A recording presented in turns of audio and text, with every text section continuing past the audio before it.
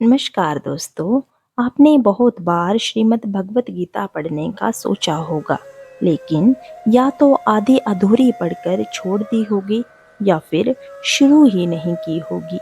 आज से मैं आपको एक एक चैप्टर करके सारी गीता सुनाने वाली हूँ।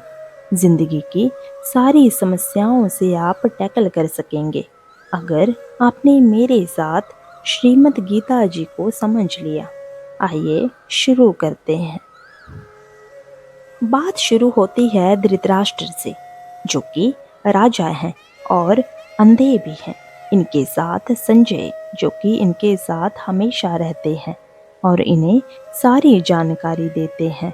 दोस्तों, संजय के पास दिव्य दृष्टि है और ये महल में रहकर भी बाहर की होती हुई सारी घटनाओं को देख सकते हैं और राजा को बता सकते हैं।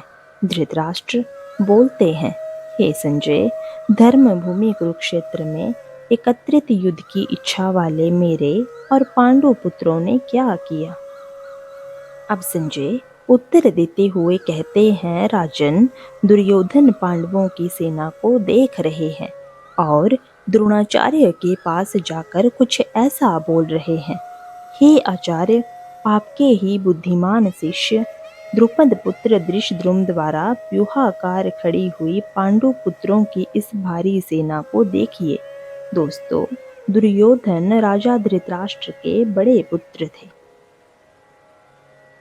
और द्रोणाचार्य उनके गुरु। दुर्योधन अपने गुरु के पास जाकर विरोधी सेना का परिचय दे रहा है और उन्हें बता रहा है कि ये विरोधी सेना की रचना भी आपके ही शिष्य धृषद्रुम ने की है। अब दुर्योधन द्रोणाचार्य से आगे कहता है, इस सेना में बड़े बड़े धनुषों वाले तथा युद्ध में भीम और अर्जुन के समान शूरवीर सात्यकी और विराट तथा महारथी राजा द्रुपद, धृष्टकेतु और चेकितान तथा बलवान काशीराज पुरोजित, कुंती भोज और मनुष्यों में श्रेष्ठ शैव्य, पराक्रमी युद्धामन्यु तथा बलवान उत्तमौजा, सुभद्रा पुत्र अभिमन्यु एवं द्रौपदी के पांचों पुत्र, ये सभी महारथी हैं। अब दुर्योधन अपने पक्ष के योद्धाओं के बारे में बताता है, हे ब्राह्मण श्रेष्ठ, विरोधी सेना के बारे में आपने जाना, अब अपने पक्ष में जो लोग हैं उनके बारे में भी समझ लीजिए।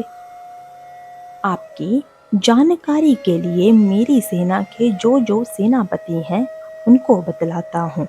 आप द्रोणाचार्य तथा भीष्म पितामह तथा कर्ण और संग्राम विजय कृपाचार्य तथा वैसे ही अश्वत्थामा, विकर्ण और सोमदत्त का पुत्र भूरिश्रवा, ये सब योद्धा मेरे साथ हैं और मेरे लिए जीवन की आशा त्याग देने वाले बहुत से शूरवीर अनेक प्रकार के शस्त्रों से सुसज्जित और सब के सब युद्ध में चतुर हैं।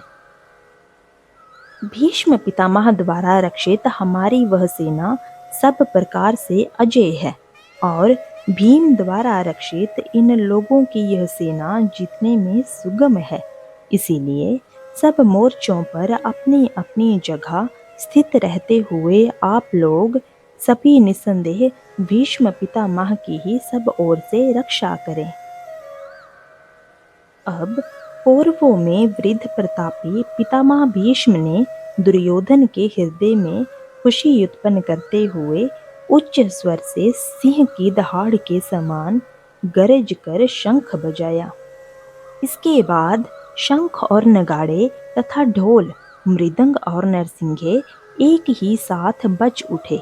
उनका यह राग बहुत भयानक था। इसके बाद सफेद घोड़ों से युक्त उत्तम रथ में बैठे हुए श्री कृष्ण महाराज और अर्जुन ने भी अपने अलौकिक शंख बजाए। श्री कृष्ण ने पांचजन्य नामक, अर्जुन ने देवदत्त और भयानक कर्म वाले भीम ने पौंड्र नामक महाशंख बजाया। कुंती पुत्र राजा युधिष्ठिर ने अनंत विजय नामक और नकुल तथा सहदेव ने सुघोष और मणि पुष्पक नामक शंख बजाए।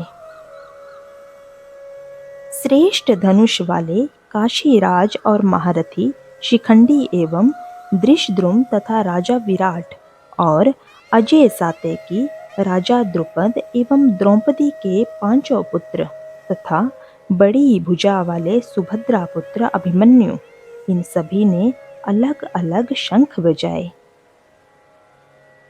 और उस भयानक शब्द ने आकाश और पृथ्वी को भी गुंजाते हुए धार्तराष्ट्रों के अर्थात आपके पक्ष वालों के हृदय विदीर्ण कर दिए हैं। संजय धृतराष्ट्र से कहते हैं, हे राजन, इसके बाद कपिध्वज अर्जुन ने मोर्चा बांधकर डटे हुए धृतराष्ट्र संबंधियों को देखकर उस शस्त्र चलाने की तैयारी के समय धनुष उठाकर श्री कृष्ण से कहा, हे अच्युत, मेरे रथ को दोनों सेनाओं के बीच खड़ा कीजिए और जब तक कि मैं युद्ध क्षेत्र में डटे हुए युद्ध के अभिलाषी इन विपक्षी योद्धाओं को भली प्रकार देख न लूं कि इस युद्ध रूप व्यापार में मुझे किन किन के साथ युद्ध करना योग्य है, तब तक उसे वहां खड़ा रखिए। इस दुर्योधन का युद्ध में हित चाहने वाले जो राजा लोग इस सेना में आए हैं, इन युद्ध करने वालों को मैं देखूंगा। अब संजय बोले, हे राजन, अर्जुन द्वारा कहे अनुसार श्री कृष्ण ने रथ को दोनों सेनाओं के बीच ले जाकर खड़ा कर दिया और कहा, हे पार्थ, युद्ध के लिए जुटे हुए इन कौरवों को देखें। पृथापुत्र अर्जुन ने उन दोनों ही सेनाओं में स्थित ताऊ, चाचों को, दादों को, परदादों को, गुरुओं को, मामाओं को, भाइयों को, पुत्रों को, पोत्रों को, मित्रों को, ससुरों को और संबंधियों को देखा। उन सब को देख अर्जुन शोक करते हुए बोले, हे कृष्ण, युद्ध में डटे हुए युद्ध के अभिलाषी इस स्वजन समुदाय को देखकर मेरे अंग शिथिल हुए जा रहे हैं और मेरा मुख सूख रहा है तथा मेरे शरीर में कंपन और रोमांच हो रहा है। मेरे हाथ से ये गांडीव धनुष भी गिर रहा है, त्वचा जल रही है और मेरा मन भी भ्रमित हो रहा है, इसीलिए मैं खड़ा रहने को भी समर्थ नहीं हूँ। हे कृष्ण, मैं सब लक्षणों को विपरीत ही देख रहा हूँ तथा इन सब को मारकर कल्याण भी नहीं दिखता। हे कृष्ण, मैं न तो विजय चाहता हूँ और न ही राज्य। हे गोविंद, हमें ऐसे राज्य और ऐसे भोगों का कोई लालच नहीं है।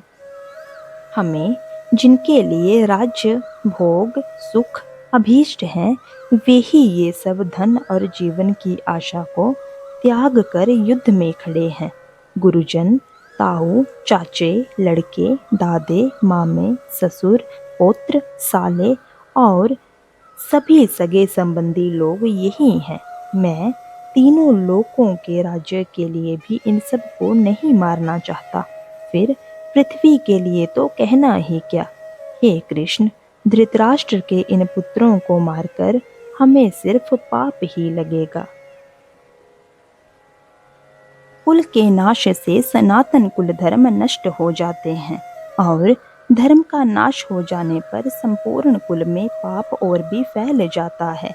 हे कृष्ण, पाप बढ़ने से कुल की स्त्रियां भी दूषित हो जाती हैं।